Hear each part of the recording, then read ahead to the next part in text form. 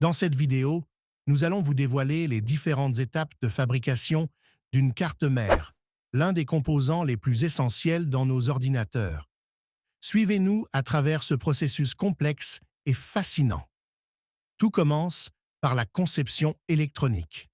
Les ingénieurs utilisent des logiciels spécialisés pour élaborer un schéma qui définit les connexions entre tous les composants de la carte mère, comme le processeur, la mémoire et les ports d'entrée-sortie. Le PCB, ou circuit imprimé, est la base physique de la carte mère. Il est fabriqué à partir de matériaux comme la fibre de verre. Le processus commence par la découpe du matériau de base. Une fine couche de cuivre est ensuite appliquée sur le PCB. Ce cuivre sera gravé pour former les traces qui assureront les connexions électriques entre les composants. Les circuits sont ensuite gravés à l'aide de produits chimiques ou de lasers.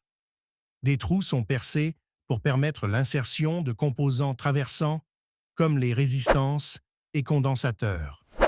Ensuite, les trous sont métallisés pour créer des connexions entre les différentes couches du PCB. Une fois le PCB préparé, les composants électroniques sont placés sur la carte à l'aide de machines automatisées. Ces machines, appelées pick and place, positionnent les composants avec une précision extrême. Chaque composant a sa place définie dans le schéma électronique initial. Les composants sont ensuite soudés à l'aide de la technique de soudure par refusion. La carte est chauffée dans un four où la soudure fond et fixe les composants aux pistes du PCB. Pour les composants traversants, la soudure peut se faire manuellement ou par vagabondage. Après la soudure, la carte mère subit un premier contrôle qualité, comprenant une inspection visuelle à l'aide de microscopes et d'appareils de vision automatique. Des tests électriques sont ensuite réalisés pour détecter d'éventuels défauts de connexion ou court-circuit. La carte mère est mise sous tension et des tests fonctionnels sont effectués. Ces tests assurent que chaque composant de la carte fonctionne comme prévu.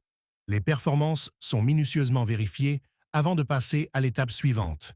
Les connecteurs, tels que les ports PCI et USB, ainsi que les dissipateurs thermiques, sont ensuite installés pour garantir le bon refroidissement du processeur. Les dissipateurs thermiques sont essentiels pour éviter la surchauffe du processeur. Une fois toutes les étapes de fabrication terminées, chaque carte mère est soumise à un contrôle qualité finale. Les cartes sont ensuite soigneusement emballées. Les cartes sont prêtes à être expédiées aux fabricants d'ordinateurs ou aux distributeurs. Et voilà, la fabrication d'une carte mère est terminée. De la conception électronique à l'emballage, chaque étape est cruciale pour garantir une performance optimale. Merci d'avoir suivi ce processus fascinant avec nous. À bientôt pour d'autres découvertes techniques.